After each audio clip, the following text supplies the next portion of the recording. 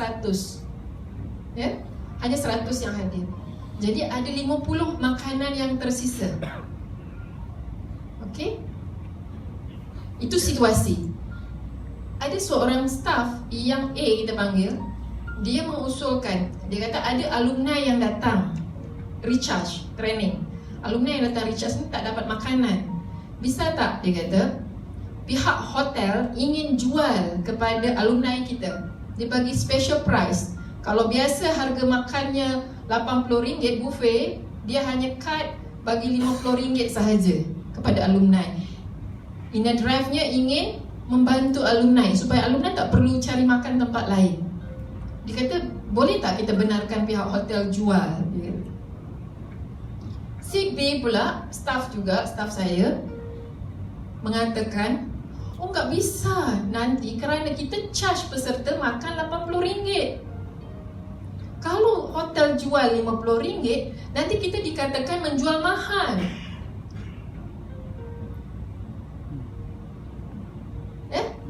Ini inner drive-nya melindungi.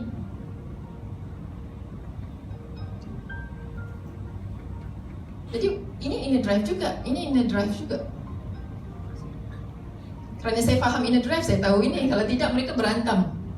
Wah, ini pendapat dia yang benar, ini pendapat dia yang benar. Tapi kita berfikir melengkar, apa yang terbaik. Concernnya ini ingin menjaga alumni, ini ingin menjaga company, melindungi company. Akhirnya dapatlah solution di mana kan kita order 150, masih ada 50 tersisa. Jadi kita aja yang jual ke alumni.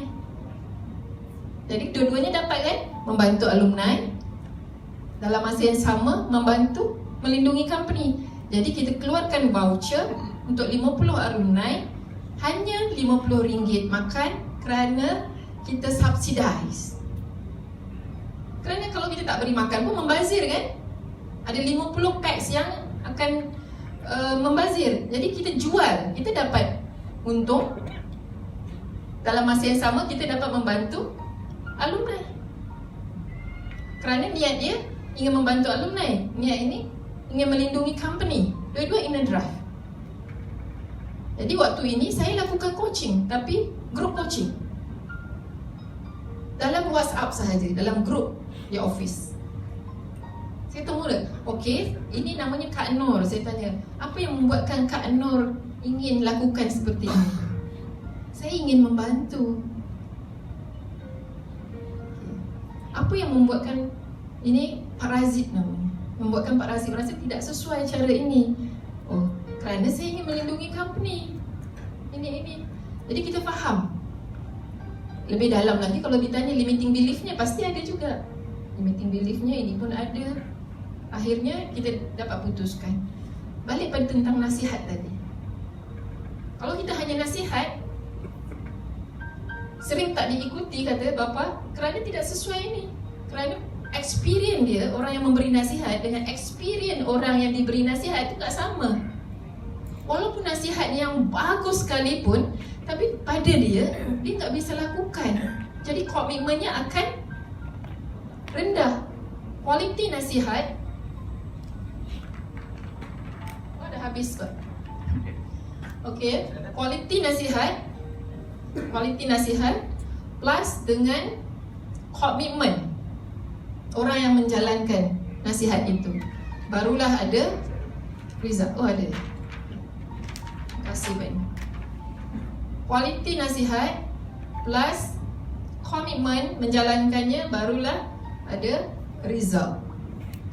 Kualiti nasihat tinggi tapi komitmen rendah, result tetap rendah. Dengan cara coaching, kita mendapatkan insya-Allah quality solution, komitmen yang tinggi. Kerana dari dia, coaching ini hanya bertanya ya, kita dengar dan kita tanya, dia jawab, kita dengar lagi, dari jawapannya kita tanya lagi, kemudian dia jawab lagi, kita dengar, kemudian kita tanya sampai akhirnya dia menemukan solusi pada permasalahannya sendiri. Resultnya akan luar biasa, yang sesuai untuk dia. Walaupun pada kita sebenarnya ada cara lain, Dia dah menemukan cara, kita tak ada cara lain, kita force dia buat. Tapi komitmennya jadi turun. Tapi yang seperti kes tadi, A dan B, setiap staff itu sangat kita perlukan. Kerana Allah memberi jawapan, memberi solusi kepada permasalahan company kepada setiap orang. Kadang-kadang munculnya di bapa, kadang-kadang munculnya di bapa. Jadi kita harus cari, harus mendengar. Proses coaching adalah membawa seseorang dari A ke B dengan cara bertanya hingga membuatkan dia menemukan solusinya.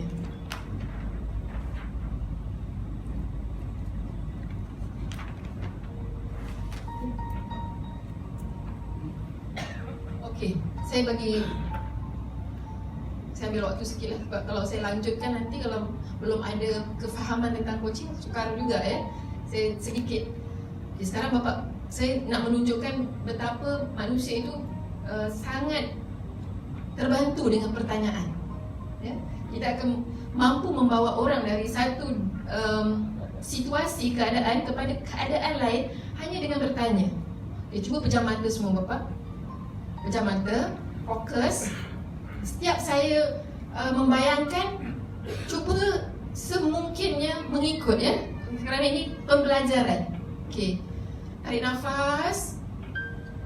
Tahan, lepas. Tarik nafas. Tahan, lepas.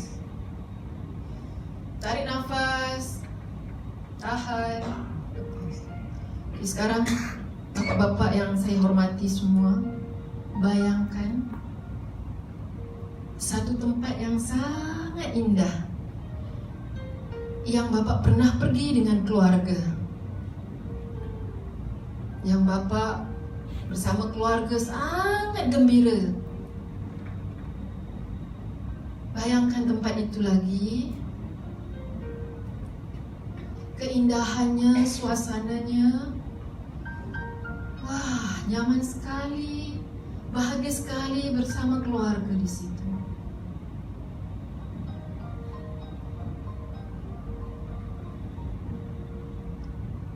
Sekarang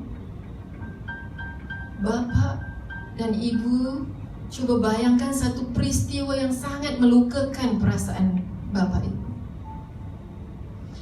di mana waktu itu Bapak Ibu sangat merasa kecewa, mungkin marah juga.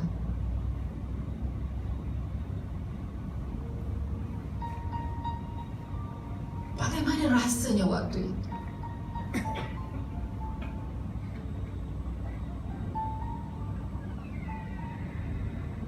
Okey, sekarang bayangkan satu kejayaan yang Bapak Ibu pernah capai dalam hidup yang begitu membahagiakan.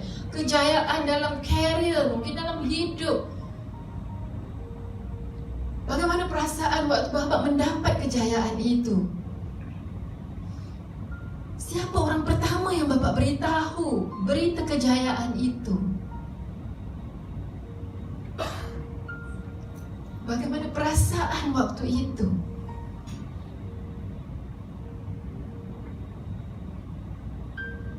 Okey, sekarang buka mata.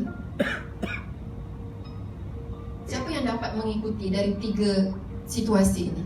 Satu persatu. Bisa angkat tangan? Dapat tak rasa tadi waktu cerita tentang situasi tempat? Bapak dapat? Yang kedua, Bapak berubah kepada yang marah. Dapat rasa marah itu? Yang ketiga, kejayaan. Dapat Bapak rasa itu? Itu hanya dengan pertanyaan. Jadi bila kita berhadapan dengan orang, fikirannya banyak sekali. Soal keluarga, soal kerja, soal masa depan, soal masa silam. Jadi bila kita bertanya, kita akan membuat dia fokus kepada apa yang kita tanyakan. Contoh,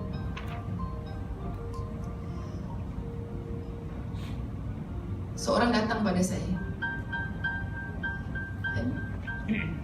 Dia ingin ketemu saya. Okey, silakan. Saya kata kita ada 30 minit. Apa yang ingin disampaikan, sila sampaikan. Dia menyampaikan bahawa sebelum ini staf memanggil saya Kak Huda. Dia memanggil saya Kak Huda. Sebelum ni Kak Huda ada sampaikan tentang impian. Setiap orang harus punya impian. Tapi saya ingin memberitahu bahawa saya tidak punya impian. Dia memberitahu dia tidak mempunyai impian. Apa yang membuatkan anda memberitahu seperti ini, anda tidak mempunyai impian? Kerana saya dia start berfikir, kerana saya tidak layak, tidak punya luxury untuk mempunyai impian, kerana saya dalam masalah yang besar saat ini. Sekarang dia berfikir masalah, dia start berfikir masalah. Tapi saya tidak mahu bercakap soal masalahnya lagi. Kan dia bercakap tadi soal impian kan. Saya bawa dia fokus pada, okey, anda punya masalah. Cuba bayangkan masalah itu telah selesai. Bayangkan masalah itu telah selesai. Jika masalah itu telah selesai, apa perkara pertama yang anda akan lakukan? Wah, kalau masalah telah selesai, yang pertama saya lakukan, saya akan beli rumah untuk ibu saya. Apa yang membuatkan anda ingin beli rumah untuk ibu? Kerana ibu saya dah membesarkan saya, dah berkorban untuk saya. Saya gagal menyiapkan rumah yang terbaik untuk dia. Saya mau siapkan rumah yang terbaik untuk dia. Yes, itulah impian awak. Dia langsung, oh ya, saya punya impian deh. Hanya dengan pertanyaan. Pertanyaan akan membawa orang dari negatif ke positif, dari sesuatu yang tak mungkin kepada yang memungkinkan, dari sesuatu yang rumit menjadi lebih terarah satu persatu. Sebab masalahnya itu terlalu banyak ini. Contohnya, wah ini masalahnya ni, penuh masalah. Jadi dengan proses coaching, kita mengeluarkan oleh yang mana antara semua bunga ini yang paling cantik, yang paling anda suka. Semua sama je dia. Cuba lihat, yang mana yang paling okeylah, yang ini. Dia ambil satu. Apa yang membuatkan anda ambil ini? Kerana dari semuanya saya nampak ini yang ini mengingatkan anda pada apa? Wah, masuk ke emosi. Wah, nanti nangis dia. Terus ke inner drive ketemu.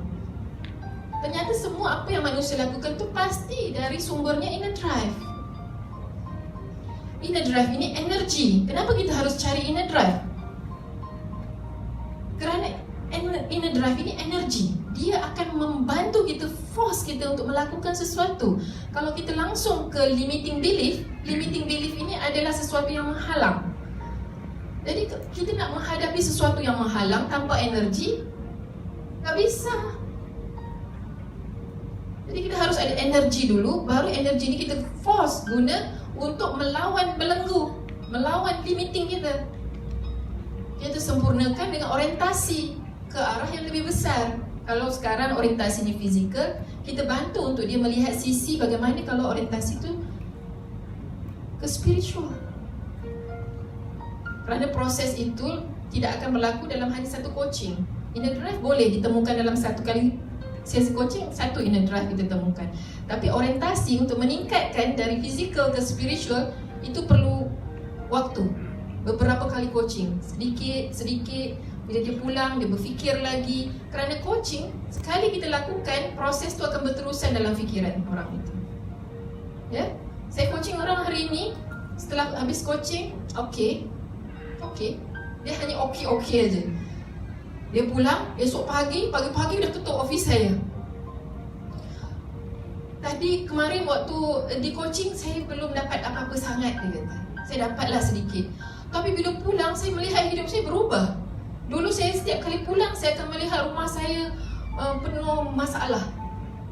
Tapi sekarang saya pulang, saya penuh rasa syukur. Saya punya rumah, saya punya anak-anak, saya punya suami.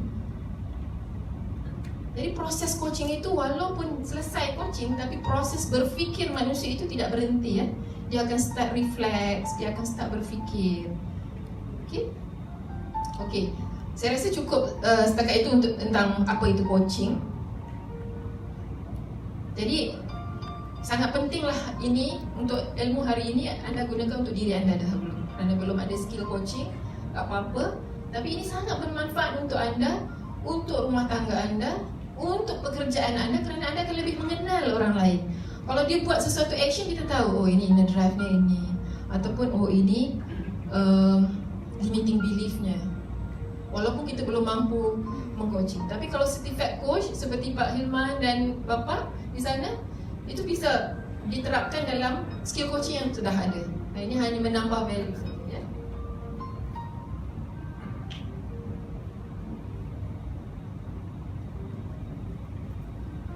Okey, ini tadi kita dah tahu emosi itu adalah radar ataupun signal memberitahu inner drive yang tersentuh ya. Jadi ada emosi bahagia, ada emosi tak bahagia. Okey, apa tu emosi? Apa itu perasaan pula? Emosi feeling versus feeling. Apa beza emosi dengan feeling?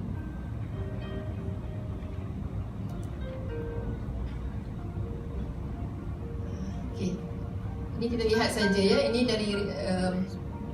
dari seorang pakar neuroscience.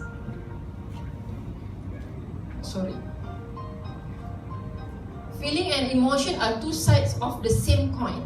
Ini benda yang sama, two sides, and highly interconnected but are two very different things. Benda yang sangat terkait tapi sangat different. Apa yang membezakan? Emotion adalah biochemical reaction in our brain. Tadilah seperti video yang kita lihat tadi, code in our gen. Itu dah siap. Lahir-lahir je manusia tu dah dibekalkan dengan emosi. Bila berlaku seperti ini, akan keluar emosi itu. Universally similar across all humans. Tak kira bangsa, tak kira agama, tak kira latar belakang, tak kira pendidikan, semua ada yang sama. Ini saintis yang beritahu ya. Tapi kalau feeling, apa beza dengan feeling? Feeling adalah byproduct of your brain perceiving and assigning meaning to the emotion. Bagaimana brain kita mentafsirkan emosi tadi? Kita ada rasa kan? Jadi brain kita membuat tafsiran. All subjective, being influenced by personal experience, belief and memories. Sorry, saya minum air sebentar. Dari emosi kasihan tadi bisa jadi nggak kasihan lagi. Okey? Boleh ikut ya? Okey. Inner drive bertemu dengan lingkungan. Keluarlah emosi. Ada waktu Mas Zaki boleh bisa dibantu tekan sikit. Okey. Ada masa kita terus action ya? Dari emosi, kalau emosinya positif, action sangat bagus. Tapi kalau emosinya negatif, kita belum faham lagi apa inner drive-nya, kita langsung action, maka jadilah seperti video tadi, guru tadi yang merotan anak muridnya. Okey. Ada waktu emosi kita bercampur dengan pikiran, maka jadilah feelings. Dan feelings lah yang membuat kita action, bukan thinking ya. Manusia itu boleh kata hampir 100% adalah bertindak kerana feelings. Thinking yang mewujudkan feeling, akhirnya dia action. Contoh, orang membeli baju, orang membeli sebenarnya bukan hanya logik. Yang besar lebih peranan sekarang kalau kita lihat di kita masuk kelas marketing, online marketing terutamanya, itu akan diajar yang membuat orang membuat keputusan membeli produk anda, thinkingnya or feelingnya? Feeling. Jadi yang dimainkan dalam iklan-iklan, thinking or emosi? Feeling. Okey? Jadi ini secara gambarannya supaya kita faham apa maksud feeling ya, dengan emosi tidak tertukar. Emosi sesuatu yang natural berada dalam diri kita. Ia adalah dorongan dari inner drive. Namun feeling sudah ada thinking. Okey, contoh saya beri. Ada satu sesi di mana seorang anak itu dia dah besar, tapi peristiwa ini berlaku di usianya 6 tahun. Di usia 6 tahun dia nggak bisa memaafkan ayahnya kerana ayahnya merosakkan. Dia pulang lewat ke rumah dari bermain dan ayahnya marah, ayahnya ambil mainan kesayangannya dan dihancurkan. Sekarang dia berusia 36 tahun. Peristiwa itu berlaku di usia dia 6 tahun. Tapi sangat berbekas dan dia sukar nak maafkan ayahnya. Thinkingnya memberitahu harus maafkan ayah. Tapi feelingnya nggak mau maafkan. Sukar nak maafkan.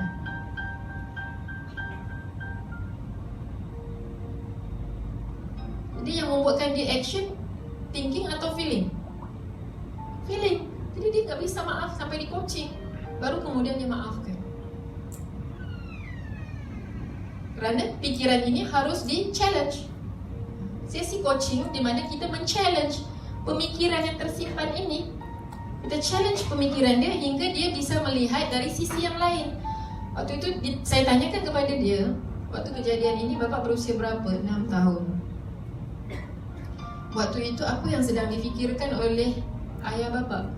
Saya tak tahu. Apakah mungkin ada masalah-masalah yang sedang dia hadapi membuatkan dia bertindak seperti itu? Saya tak tahu.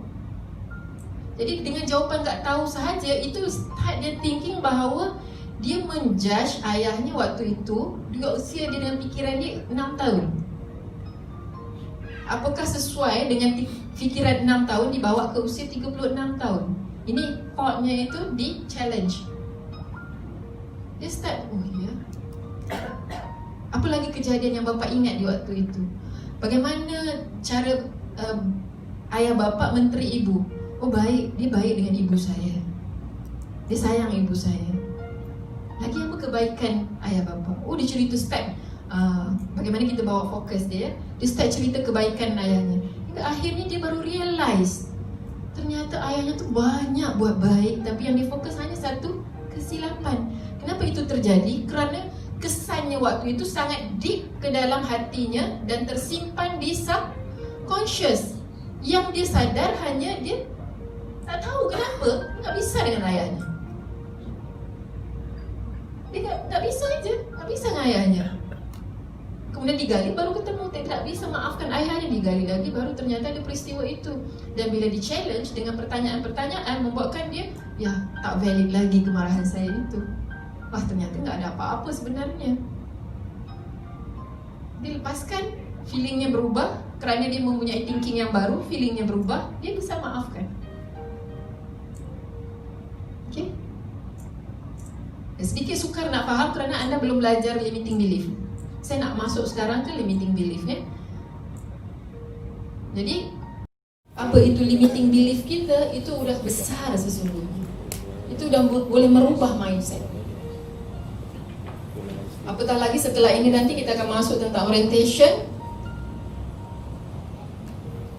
Memahami orientation aja insya-Allah akan merubah mindset kita. Jadi moment of clarity. Ya. Okey. Tadi kita bicara tentang limiting belief. Kalau di ESQ training kita sebut namanya belenggu. Jadi cara membersihkan belenggu zero mind process ya. Ada 7. Ini di dalam notanya ada 7 sumber belenggu. Ada 7 sumber limiting belief. Yang paling besar adalah pengalaman. Yang paling banyak menyumbang kepada limiting belief adalah pengalaman. Tapi ada juga yang lain. Contohnya prinsip hidup. Saya kalau saya suka sesuatu, saya akan lakukan.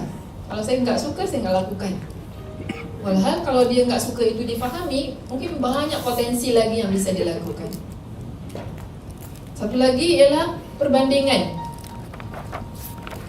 Ya, perbandingan juga bisa menjadi limiting belief. Contoh, dia mendapat bonus tahun ini 2 bulan gaji. Wah, happy banget dapat 2 bulan gaji. Ternyata ketemu teman, kamu dapat berapa bulan? Saya dapat 5 bulan. Hilang bahagianya. Tadi bahagia kan? Dapat 2 bulan, tapi kerana dibandingkan jadi hilang bahagia. Itu di limiting beliefnya perbandingan. dan seterusnya. Ini ada dijelaskan di dalam nota. Okey. Jadi inner drive tidak muncul kerana belenggu limiting belief menghalangi.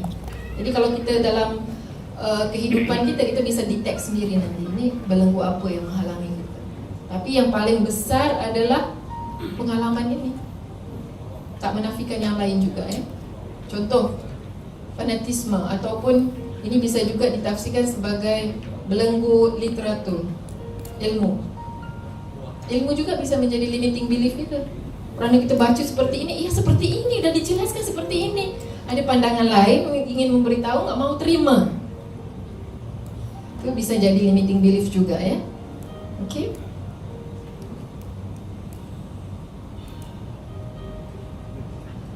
Okey, jadi setelah kita mengetahui, menyadari tentang limiting belief, kemudian kita empowering belief. Bagaimana mengatasinya?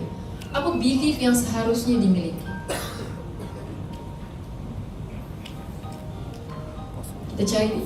Ini sebenarnya sangat simple kalau kita dah ketemu apa limiting belief. Masalah utamanya tu tidak ketemu. Kalau tidak ketemu, kita tak bisa ganti. Ya? Menggantikannya mudah. Kita challenge aja. Kebanyakannya boleh kerana kita katakan limiting belief itu kerana ia hanya ketakutan atau keyakinan yang tidak benar, bukan benar. Jadi kalau kita sudah tahu, kita challenge saja dia dah bisa berubah. Kerana dia sesuatu. Kenapa kita beritahu kena apa yang membuatkan kita memberi namanya tu limiting belief? Kerana ia keyakinan yang melimitkan tapi tidak rasional. Tapi kita pegang. Why kita pegang? Kerana dia tersimpan tanpa sadar. Kalau kita sadar, kita tak pegang dia. Kalau kita sadar itu limiting belief, kita tak pegang. Contoh, tak cukup waktu. Tapi bila kita challenge, apa saja waktunya? Dari pagi lakukan apa? 24 jam lakukan apa? Disusun, ternyata bisa. Tapi dia melimitkan di situ itu sebenarnya tidak tepat, tapi kita pegang menyebabkan dia jadi benar dalam fikiran kita sendiri. Okey? Kalau dalam ESQ training di sini kita ada ini tak? ESQ model. Atau ini model juga enggak apa-apa. 3.0 coaching model. Kita ada 6 prinsip ya. Kita ada 6 prinsip. Jadi bagaimana mengatasi limiting belief ini, selain kita sadar sendiri melakukan ZMP, kita juga mempunyai prinsip yang benar supaya prinsip itu mengkontrol kita punya belief. Dalam Islam, kita ada 6 rukun iman adalah untuk mengkontrol belief kita, supaya belief kita di keyakinan yang benar. Jadi keyakinan itu beradanya di subconscious. Walaupun kita waktu belajarnya dia conscious kan. Waktu belajarnya tu rukun iman, percaya kepada Allah, percaya kepada malaikat, percaya kepada Rasul, itu conscious. Namun kalau sering diamalkan menjadi cara hidup kita, dia masuk ke subconscious dan dia akan mempengaruhi limiting belief kita. Ini kalau punya prinsip yang benar, limiting belief itu sebentar aja bisa diatasi. Tapi kalau prinsip hidupnya tak benar, limiting beliefnya lebih sukar. Tak apa, perlahan-lahan insya-Allah. InsyaAllah faham setelah ini.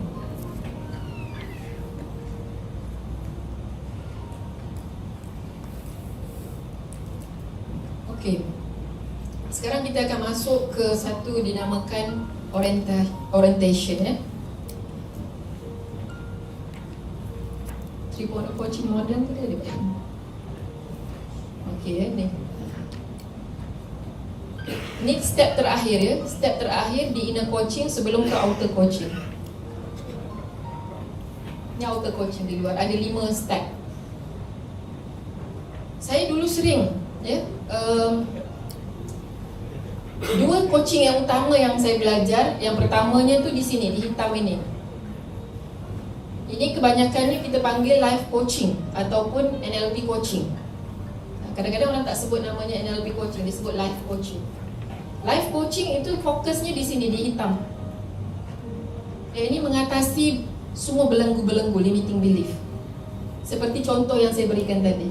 Itu namanya life coaching. Banyak di internet contoh-contohnya. Anda bisa lihat. Google aja life coaching, ada banyak. Life coaching membuat eureka. Wah, saya dah ketemu. Ini masalah saya dulu. Tapi kalau hanya itu, pengalaman saya, kita tidak punya inner drive. Kita nggak punya energi.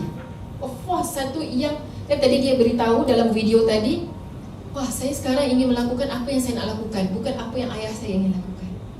Dia happy kan? Dia dah ketemu, dia dah ibarat lepas dari penjara. Dia bebas. Tapi setelah bebas, apa yang sesungguhnya dia ingin lakukan, itu dia belum ketemu sebenarnya. Itu ditemukan di inner drive ini. Setelah ini, ada satu lagi di sini, di orientation ini, saya belajar 7 hari. Hanya ingin belajar tentang ini, social emotional level, staging. 7 hari ya belajar ini.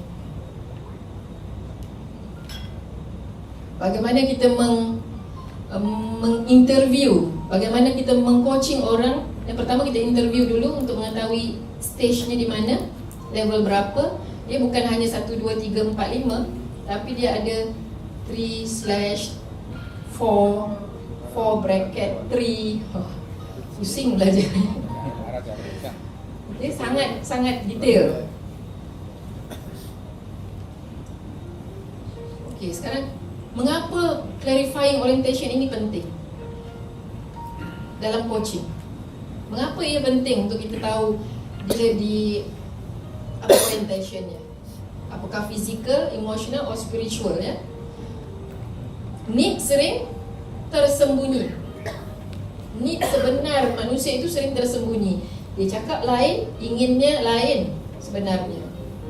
Beritahu ingin belajar dapat PhD, tapi need sesungguhnya ingin buktikan, ingin dapatkan kasih sayang ibu ayahnya. Mendapatkan clarity needs penting kerana ia akan menjawab banyak insight.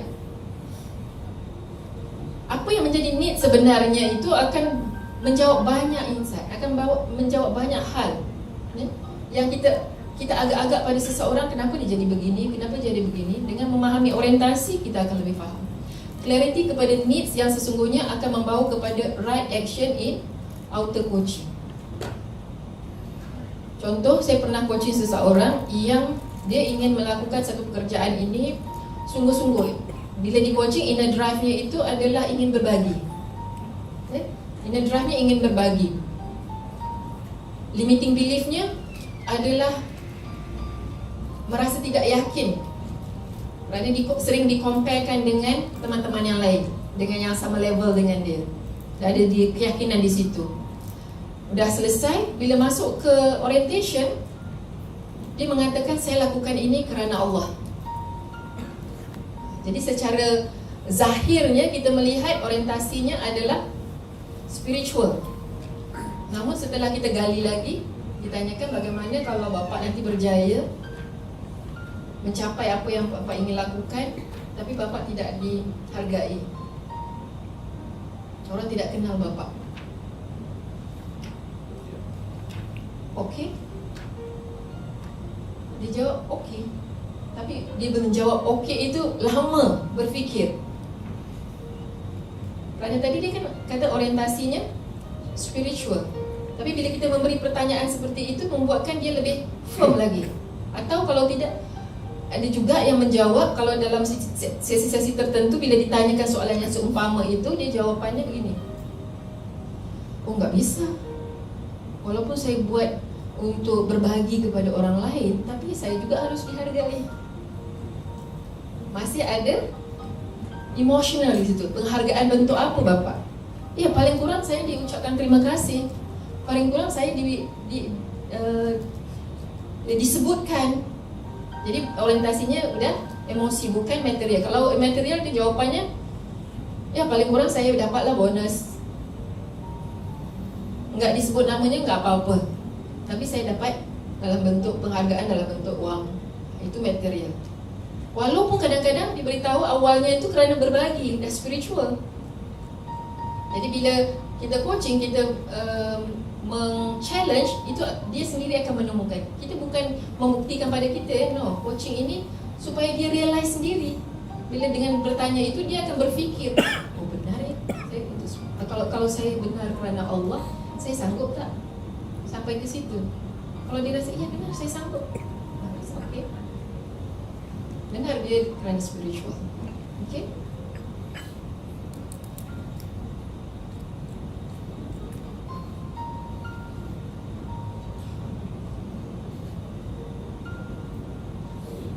Okay. Kalau kemarin Dr. Ari menyampaikan ada 6 atau 7 human needs kan? Dari teori awalnya 6, tapi kemudian ditambah oleh Dr. Ari jadi 7. Namun dalam proses coaching, kita tidak menggali sampai ke situ. Ya, kita memecahkannya hanya kepada 3, spiritual, emotional, physical, atau material. Ini saja sudah cukup sebenarnya, kerana dari situ kita akan nampak orientasinya itu physical atau material, emotional atau spiritual. Mengapa penting kita membawa orang ataupun diri kita sendiri yang terutamanya ke arah orientasi spiritual?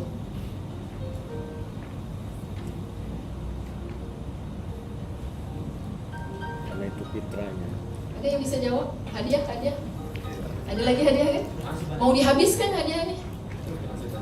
Karena itu fitrahnya manusia. Fitrahnya manusia. Hadiah. Terima kasih Pak. Siapa nama Pak? Subianto. Pak Subianto. Coach juga, Masya Allah. Super coach. Masya Allah, hari lepas ini akan lebih hebat lagi. Kena add values ya. Kerana fitrah manusia itu adalah spiritual. Kita makhluk spiritual. Nanti akan dijelaskan lebih dalam bagaimana level itu akan menentukan kebahagiaan manusia. Ya? Ini dijelaskan kemarin oleh Dr. Ari kan.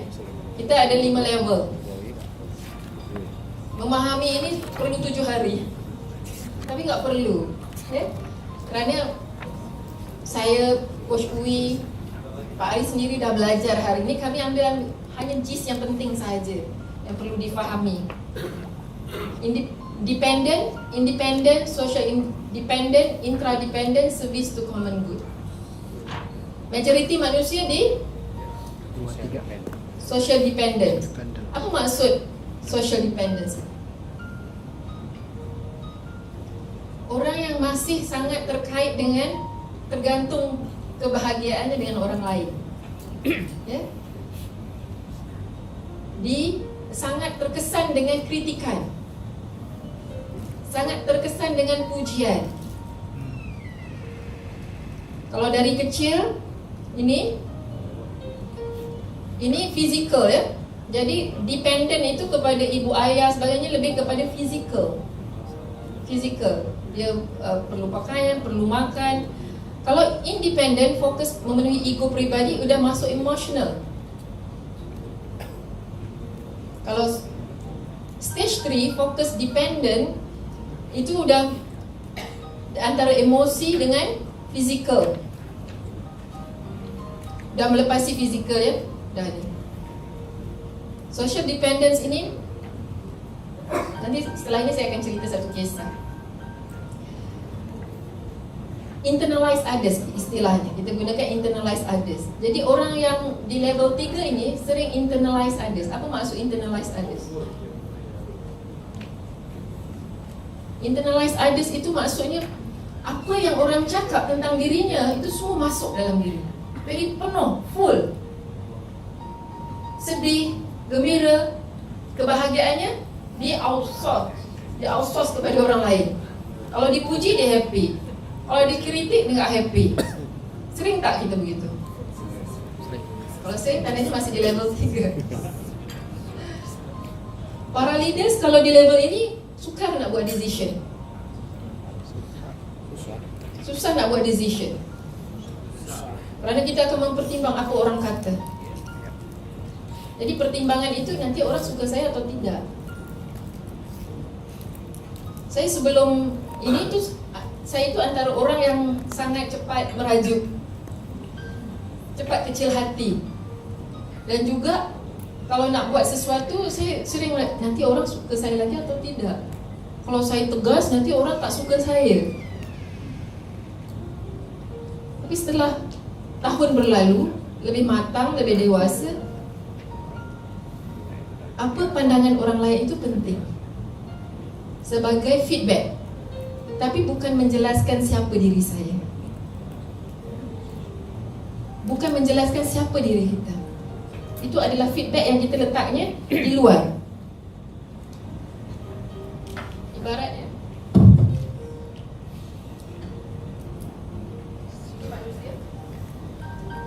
semua yang diberikan oleh orang lain, kita letaknya di sini, di sini, di sini, di sini. Jadi kita mampu melihatnya dengan wisdom, dengan baik. Tapi kalau semuanya kita letak di dalam,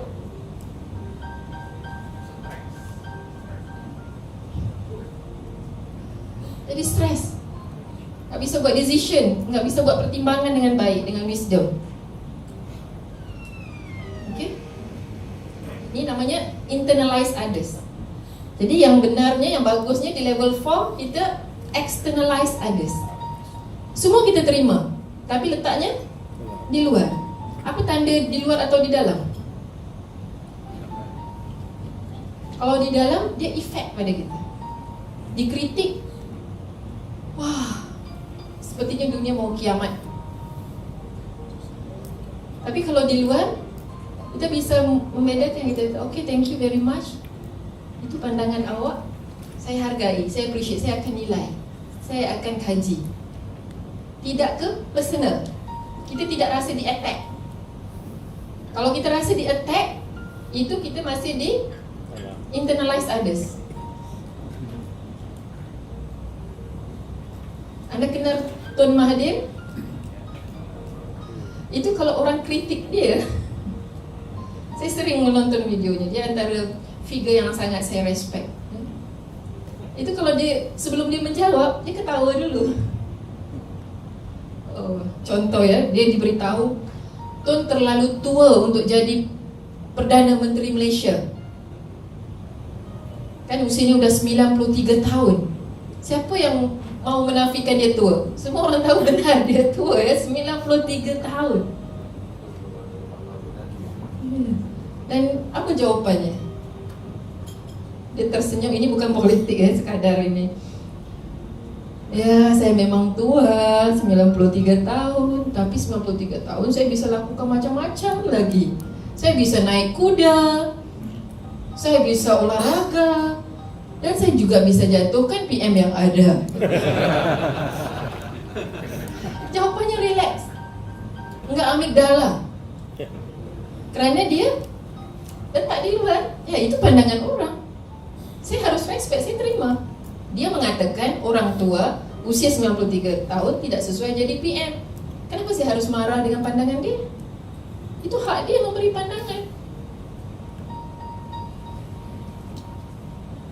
Kenapa kita marah orang mengkritik kita? Itu pandangan dia. Yang membuatkan kita marah kerana sebenarnya kita percaya dengan apa yang orang cakap. Internalize, masuk dalam diri kita. Jadi kita percaya dan kita marah. Sebenarnya kalau kita tidak percaya, dia tidak efek kita. Saya fokus di level 3 ini yang banyak. Kerana para leaders itu harus naik ke level 4. Bagaimana orang level 4? Kalau level 4, dia pegang adalah prinsip, values. Dia bisa bergaduh dengan orang, tapi kerana values, kerana prinsip yang benar. Dia bukan kerana dia kecil hati. Bisa fight dengan orang lain, bercakap seperti Tun Mahathir bercakap, berhujah, tapi dia enggak hard feeling kerana dia kerana values, kerana prinsip. Bukan maksudnya ikut saja, tidak. Kerana values, prinsip, dia di sini. Namun apa bezanya level 4 dan level 5? Kalau level 4 masih pertahankan values-nya. Ini value saya, prinsip saya. Anda beda. Jadi ada banyak pekerja yang berhenti, resign dari company-nya kadang-kadang kerana sama-sama level 4 dan different values. Jadi enggak marah, tapi enggak bisa bekerja lagi. Saya punya cara saya sendiri. Biasanya orang level 4 ini dia punya way of doing things sendiri. Namun kalau level 5 dia bisa tolerate different values. Okay, I respect your values. Kita boleh kerjasama. Udah enggak ada ego.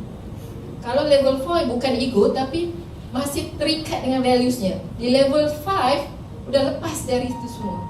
Dia pegang, dia ada prinsip, ada values, tapi respect yang lain juga.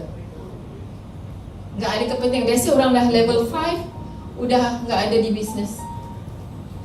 Dia udah jadi founder yang hanya membuat charity. Yang biasanya masih lead organisasi di level 4 kerana dia akan harus pegang pada certain prinsip ya untuk menjaga company-nya. Jadi dia level 4. Jadi level 4, level 5 ini spiritual.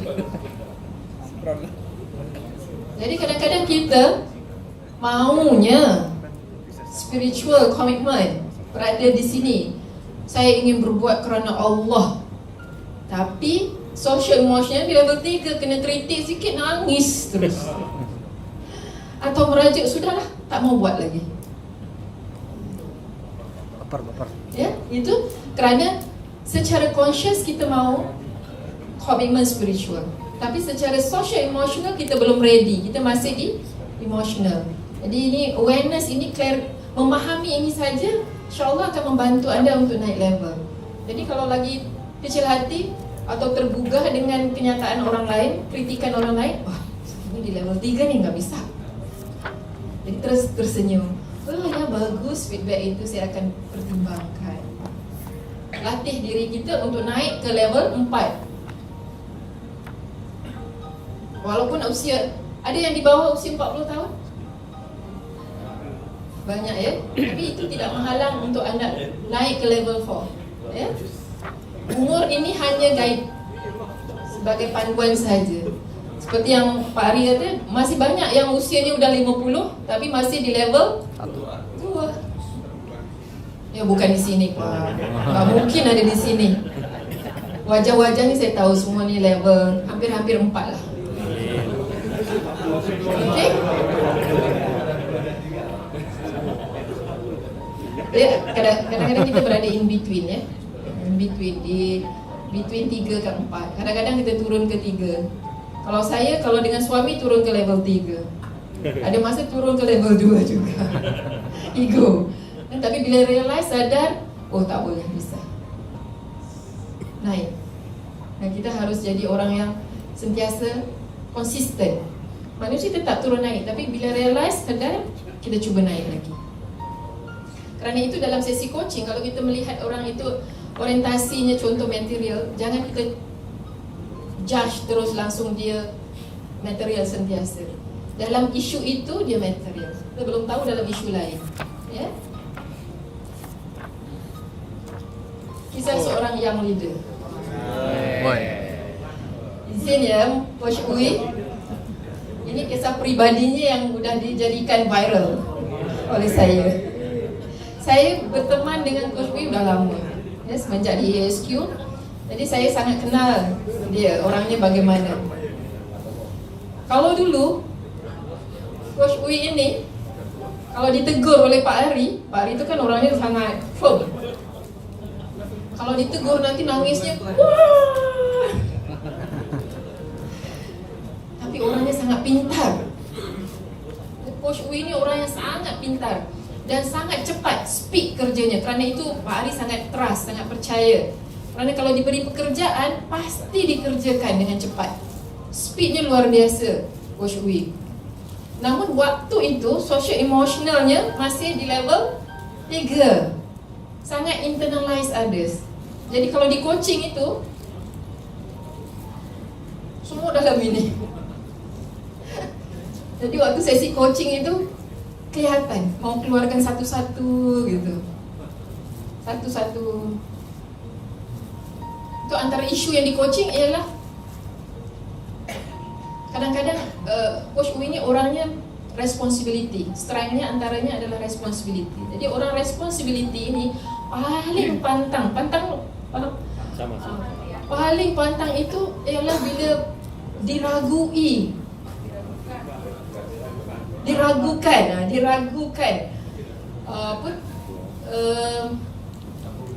tanggungjawabnya. Wah, orang responsibility dia memang ownership. Semua pekerjaan yang diberikan dia akan lakukan dengan sungguh-sungguh. Tapi bila seolah dia merasa diragukan, di situ dia sangat stres luar biasa. Jadi kadang-kadang pertanyaan leader itu bukan meragukan dia, cuma itu sebuah pertanyaan, tapi diinterpret sebagai itu tidak percaya kepada dia, dan kerana itu dia jadi emosi dan menangis. Sering saya melihat dia menangis sambil call dengan Dr. Ari. Saya menjadi saksi ya, tak apa-apa ya, sorry. Dan setelah di coaching, dalam proses coaching itu sekarang dia menjadi orang yang luar biasa. Kalau nanti kan kadang-kadang Pak Ari call, dia belum ini nak mau ditegur atau mau apa, dia udah Assalamualaikum Bapak. Dia udah suaranya udah happy dulu. Jadi nak dimarah pun tak jadi. Saya melihat perubahannya begitu tenang. Kalau lagi discuss, kalau dulu itu ada rasa tak dipercaya itu tinggi, menyebabkan dia sering defensif. Tapi sekarang kalau diri ini dia siap Pak, okey Pak, dia catat. Nanti kalau ada waktu menjelaskan baru dijelaskan. Bagaimana ini bisa berlaku?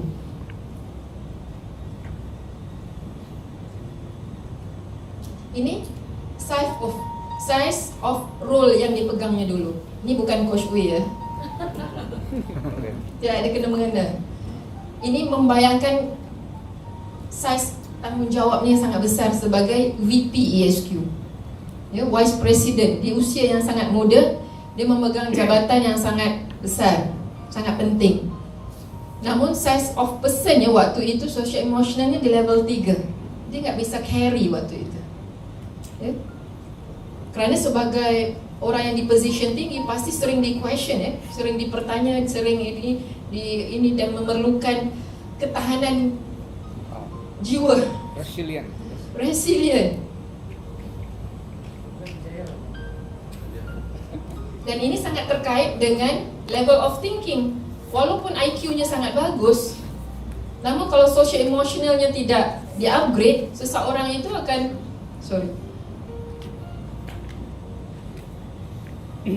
nggak bisa naik ke global society innovation, new business model. Ini nggak bisa dilihat. Dia akan hanya procedural thinking, integrated thinking paling tinggi. Kalau level 3 paling tinggi hanya di sini, integrated thinking.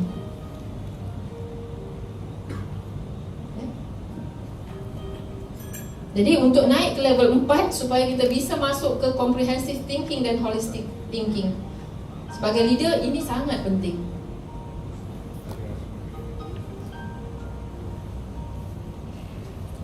Saya melihat perubahan Coach Uwi apabila dia sadar saja tentang ini. No internalize others, itu dah banyak sekali berubah. Dan kalau dalam Islam, inilah peranan rukun iman. Rukun iman itu adalah untuk membantu kita naik stage. Bila kita hanya berbuat kerana Allah, benar-benar yakin, contoh soal rezeki dari Allah, kita tak kisah lagi. Yang penting tugas kita, tanggungjawab kita.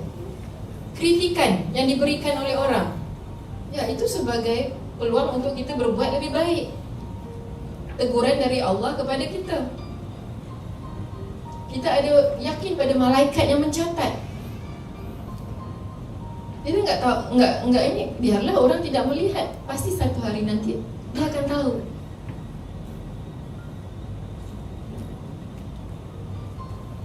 Jadi kita ada contoh Rasulullah sebagai role model.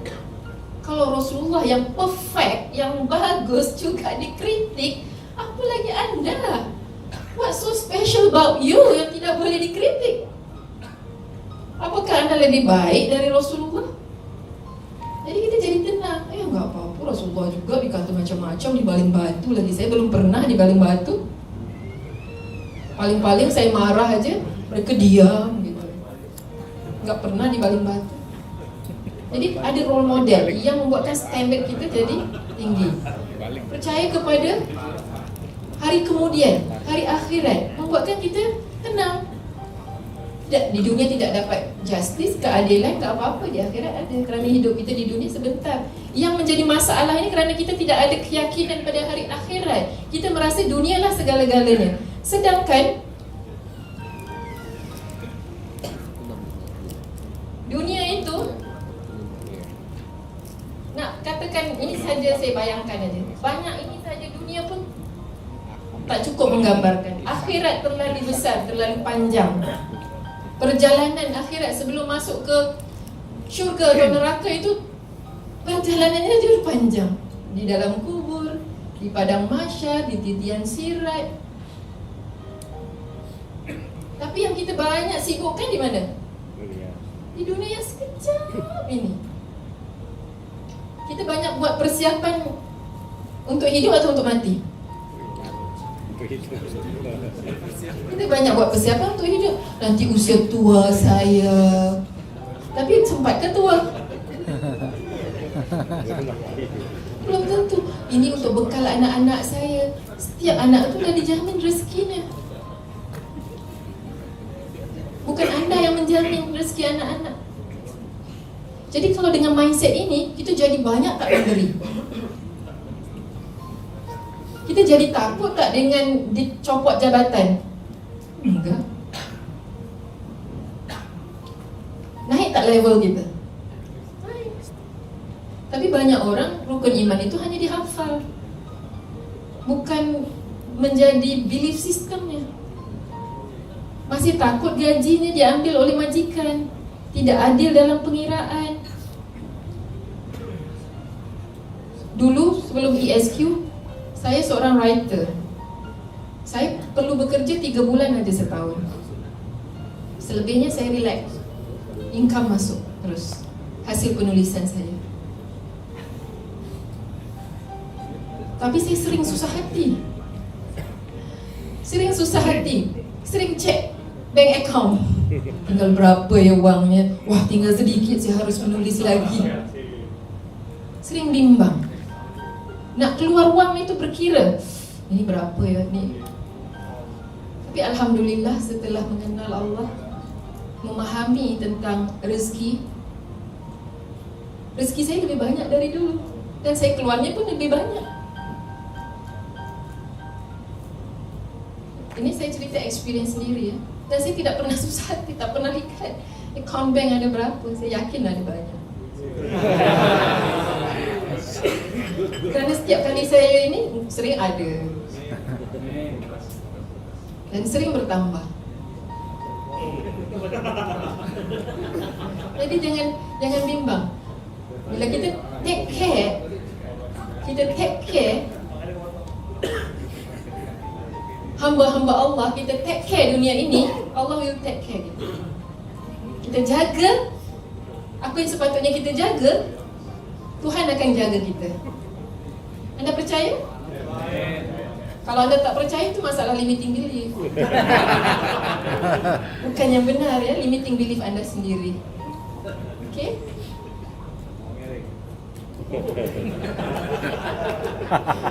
Jadi, apa kaitannya orientation, social emotional level dengan level of thinking? Sangat terkait ya. Kerana level of thinking ini kita tidak akan bahas kerana dia auto coaching. Tapi apa yang membuatkan auto coaching itu? Kalau saya mengajar, auto coaching itu simple aja, sebentar aja. Kerana kalau di dalamnya dah sempurna, dah faham inner coaching, dah faham limiting belief, dah faham orientasi, automatic action plan-nya akan berubah, akan different dari biasa. Tapi kalau kita hanya di auto coaching, hanya di luar, apa goal, Bagaimana nak capai goal? Itu di separuh jalan nanti kita tidak excited lagi nak lakukan. Kita dah ingin lakukan yang hal lain. Contoh ya, sering yang Dr. Ari beri contoh. Kita diminta meng-coaching seorang di sini apa istilahnya? Pengedar narkoba. Bagaimana nak menjadi pengedar narkoba terhebat di Asia? Anda diminta coaching. Kalau di auto coaching bisa. Apa yang ingin anda capai? Saya ingin jadi pengedar narkoba utama di Asia. Apa langkah-langkah yang anda ingin lakukan? Langkah 1, langkah 2. Akhirnya kita membantu dia menjadi pengedar narkoba yang utama. Tapi kalau di inner coaching, kita akan masuk ke inner drive. Apa yang membuatkan dia ingin mengedar narkoba? Last-last kita akan ketemu inner drive. Manusia itu fitrahnya semua baik. Anda semua baik. Bawahan anda semua baik. Kerana fitrahnya baik. Diciptakan Allah tu baik.